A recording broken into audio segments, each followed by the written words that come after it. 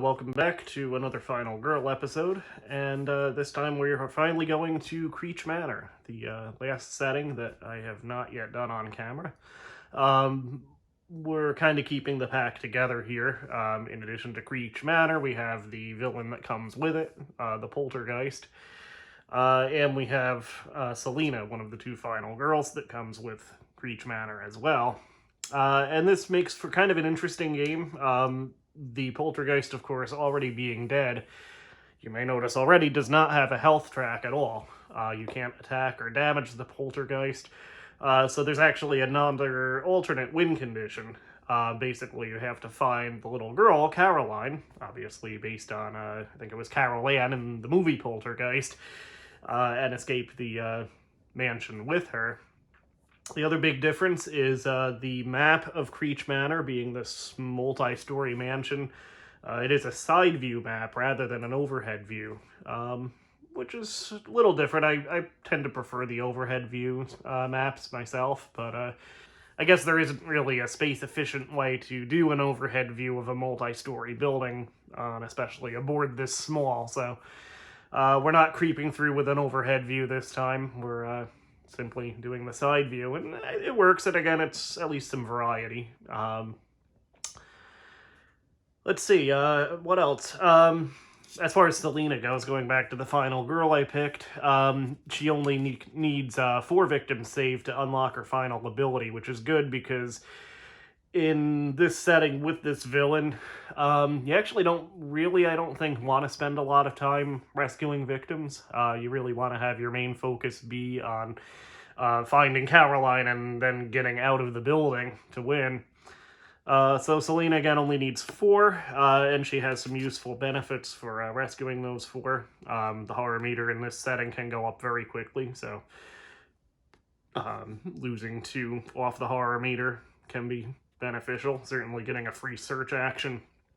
And then her final action, I don't know if we'll end up actually unlocking it or not, but if we do, she gets 2 additional dice when resolving searches, and then also gets extra time for saving additional victims. I also drew, for the starting event, I drew Curiosity Killed the People, so I haven't actually activated it yet. When we get started, I'll place 3 new victims on the foyer space and then panic them immediately. And we have the dead zone as the board setup. So I'm actually starting in the attic, which is good because that's one of the possible locations Caroline might be in.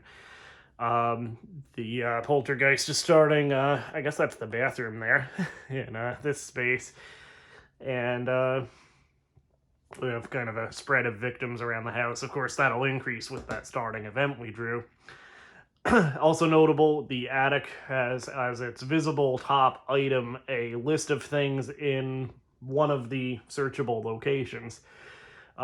So that could potentially be very helpful in finding Caroline, either finding her straight away if she's in the attic, or ruling out the attic as a space to search if she's not there. So I definitely want to find that as quickly as possible. So first things first, let's get started. We'll resolve the event card, putting these guys in the foyer, and then we'll panic them. As I knock the camera there, I think we're still okay. So yeah, I'll panic them. I'll just add an extra dice and do them all at once here.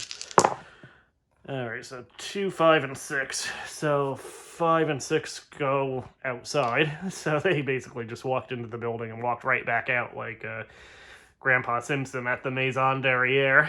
And then 2 is the other one. 2 goes upstairs here, joining that victim. Alright, so we'll lose that extra dice for now. And I do again want to stay where I am and get a search card so that I can grab that list of things in the attic. And alright, so for my first action, again, I'm not going to move anywhere, although I might hang on to my walk so I have some mobility next turn. I will go ahead and use the focus. The Poltergeist, I think, might have the, I'll have to double check, but I think she has the lowest starting horror level at only 3, rather than 4 that most of the other villains start on. So potentially with 2 successful focuses, or foci, I can get that down into the green zone. So that's down by 1. That focus is resolved. I'll go ahead and use the other one. See if I can get an extra dice roll, at least for a little while here. And we got it. So, get that extra dice back in.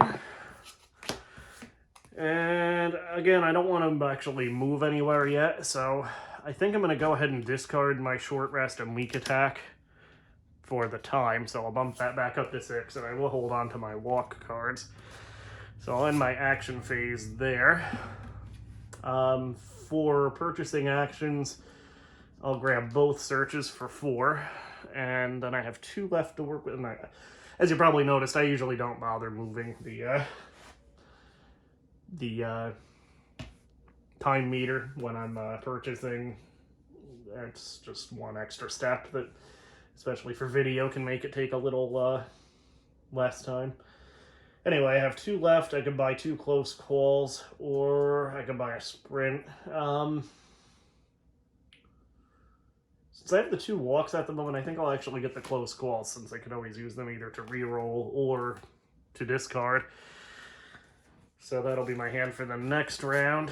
So these will go back. Alright, so here's where it starts going south usually. Poltergeist's turn. She targets the nearest victim and gets 1 movement towards them. The nearest victim for her, I believe, will be these guys. Well, 1, 2. These 2 rooms don't connect. So yeah, she's going to go 1 and 2. She gets 2 movement per turn. And then she attacks. One of these guys gets killed. And that bumps up the bloodlust. That also brings up the horror meter. So I already lose my extra dice, unfortunately. Then we draw the terror card. Where the hell did this storm come from? Lightning strikes my space and each space adjacent to me. 1 victim in each space is killed, and I lose life equal to the poltergeist's current attack value. So, let's see, 1 victim in each space adjacent, so one of these guys gets killed. The closet space doesn't directly connect, so these 2 should be good. That brings up the bloodlust again, and already, this is one of the things that makes the poltergeist very challenging. She unlocks her dark power already, just bumping up the bloodlust by 2. And we have Eternal Despair. Whenever you resolve a horror roll, lose 1 time for each one showing on a die. So, that's not great, although I suppose it could be worse. Then I lose life equal to the poltergeist's current attack value, which is still at 2. So, fortunately, Selena starts with fairly robust 6 health, so that's good. And that's all resolved. So this gets discarded also. Alright, so back to the top of the order. No, actually, we need to panic this guy here and this guy here. So I'll do them both at once. And they're both 2, so this guy will run this way. This guy goes to the trophy room. Yeah, so at least he gets away from the poltergeist. Okay, so now I think we're back to the top of the order. So first things first, I'm going to use a search card and try to pick up that list of things in the attic. So we'll roll for that. Ah, damn. Boy, what could I do? I also lose a time because that has a 1 showing that I can't well, actually, I do have close calls. I'm gonna close call one of the, I'll close call the 1, see if I can get a better result on that. So yeah. That's a better result. Okay, so I do still lose 1 time, but at least I get something for it. So I can take the top item card in my space. That is the list of things in the And I immediately roll a die. Reveal all of the item cards in the associated deck, keeping their order the same, then discard it, the list. So we'll roll 1, 5. 5 is the attic, so that's helpful because I can either immediately rule out the attic as a place I need to be searching, or know that I need to stay there. So we have Caroline. Nice. That's very helpful. I have a trash can lid, and I have Selena's flashlight, my character's special item. So, obviously I want to use the other search item so I can get Caroline to come with me here. So, those are the ones I used. Here's another search.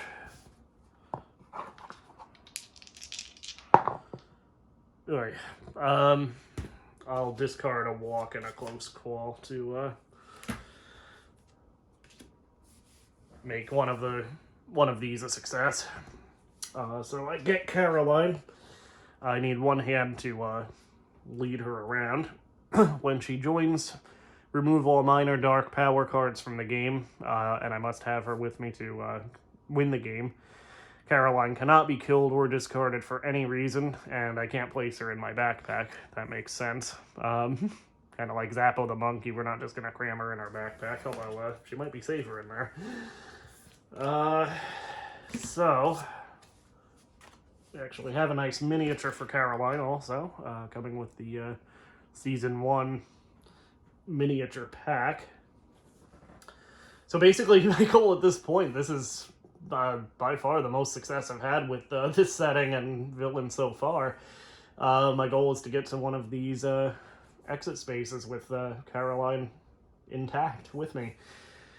So I do have a walk card. Do I want to use it? I should lose another time for that second search, incidentally. Do I want to use that walk now, or should I wait till next turn and get a couple of sprints and make a break for it? I might as well use the one walk now, just to kind of start my journey. Or not. And I can't re-roll that. I discarded that other close call. Damn. So I could sacrifice a health to move one space, although I'd lose 2 time. I lose 2 time anyway. I lose 3 time anyway.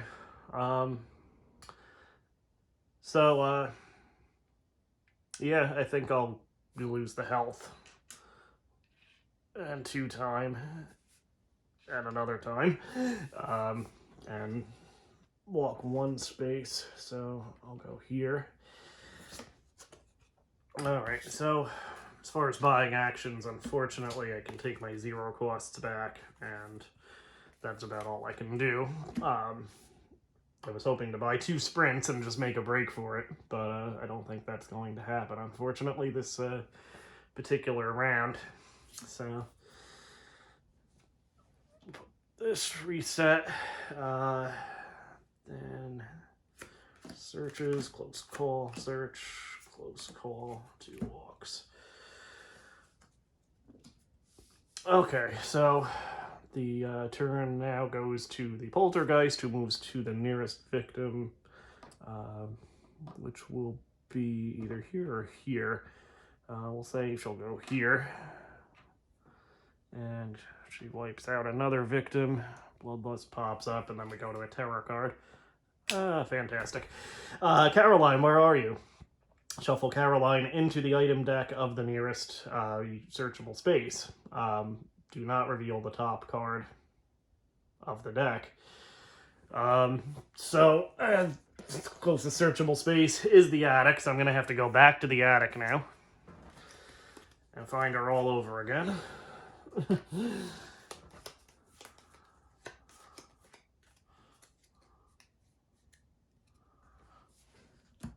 Well, it's still early. Okay, so nobody to panic this panic phase. I don't think we have anything to upkeep, so we're going to go back to the top of the order, and I have very little I can do. I will focus and use a short rest, I think. Maybe not necessarily in that order. I'll do the, well, yeah, I'll do the focus first. Or not. So that actually increases the, sorry, that doesn't do anything to the horror level, it just wastes 2 time. Do I have the other focus? I do. Let's see if I can have better success there. So make up the time at least, and that does go into the green zone, so I'll get an extra one, and then I'll use a short rest since I've taken a couple of hits there already. Alright, so I get 2 health back, and then I think I'll go ahead and discard my weak attack for 1 extra time, so I actually end up ahead on time there. So that's good. Yeah, so that's about all I can do at the moment. For buying, I do get my 2 walks back, and I'll buy for 4. I'll buy 2. Well, I need to search again, don't I? So I'll buy for 4 of that 7. My 2 search cards. I will buy 1 sprint, and then for the last one, I'll buy a close call. So he's going back to the market. At least I know where Carolyn is. She's in the attic. Alright, Poltergeist's turn. She moves 2 to the nearest victim. So 1, 2, 1, 2, 3. 1, 2. So it'll be the trophy room she goes to. Wipes out this dude. Oof. And there goes my dice again. The horror level goes up by 2. So we then go to the terror card. The windows and doors just slam shut. If you're outside, you may not move during the next action phase. If you are outside, you may... If you are inside, I'm sorry. If you are inside, you may not move during the next action phase. Fantastic. If you're outside, you may not enter the house during the next action phase. And we draw an event. Clingy victims. You must have at least 1 victim follow you if able.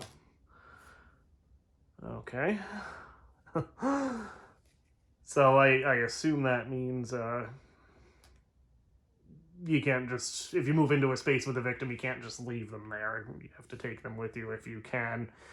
So I assume that won't trigger unless I say move into this space, which I hopefully will somewhat soon. Yeah, well, anyway. So unfortunately, I can't move this turn. So what do I want to do? I'll discard a short rest for 1 time at any rate. Sorry, the weak attack and the short rest, I'll discard each of those. I'll use a focus to try to bring the horror level back down. And there's 1. Try the other focus, might as well. And there we go. So we're still at 6 time.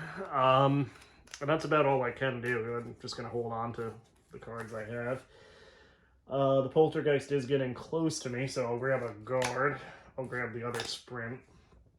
That is 4. I still have 2. I might as well grab the other guard as well. And then I'll take my 2 walks. So we're now up to the Poltergeist turn. She still moves 2 per movement. And I think that means she's probably going to go... She'll go 1, 2... Yeah, so she's actually not moving into a space with a victim this turn, so that's good. See what the terror card reveals. Everything was flying around, so lose my new dice again. Place the Poltergeist with the closest victim or in your space if there are no victims. So she goes there. So then she attacks. She'll kill that victim. This goes up again. Now she's going to get 3 movement per movement icon. That, I guess, is survivable, at least. Alright, so for my next turn, I need to get into the attic again and find the kid.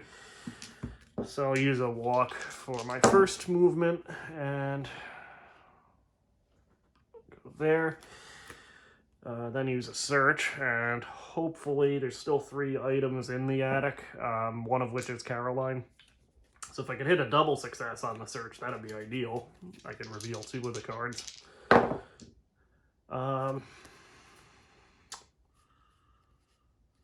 You know what? I think I'm going to actually discard. That's the search I'm using. I'm going to go ahead and discard a close call and I guess a walk. I have 2 sprints to turn this into 2 successes, and that'll help me narrow down, hopefully at the very least, where Caroline is in this attic. So with 2 successes, I can draw take the top 2 item cards and choose 1 to keep, one of which is Caroline, and I can place the other on top or face down. The flashlight could be useful, so I'll keep that on top. So, Caroline is back with us. Then we have, do I have another search? Maybe I will try to grab the flashlight too, just to have it. Alright, so we can take that, and the flashlight, once per action phase, I may look at the top card of the terror deck and leave it on top or place it on the bottom of the terror deck. I can also discard it while in a searchable space to take the top item card without needing a search card. So, a useful item that'll go in the backpack here since it doesn't need a hand to hold it. Then, so I use both searches. Yeah, so they're both there. I have 2 sprints. I'll use one of them to I could try to make my way here to the ladder space. And that's a 5, so I can move 2 spaces for 1 time. So, 1, 2. And I'll go for broke, I think. If I can get 2 movement spaces on this other sprint, I could actually get to the exit space by way of that ladder from the bathroom and potentially win. So let's see if we can do that. Let's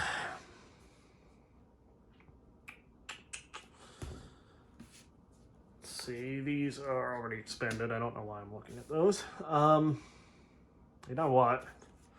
I have these 2 guards. I think I'm going to discard the 2 guards so I can move up to 2 spaces. I have, again, 2 possible successes there. So, Caroline's with me. She'll get her little miniature there. So, we can move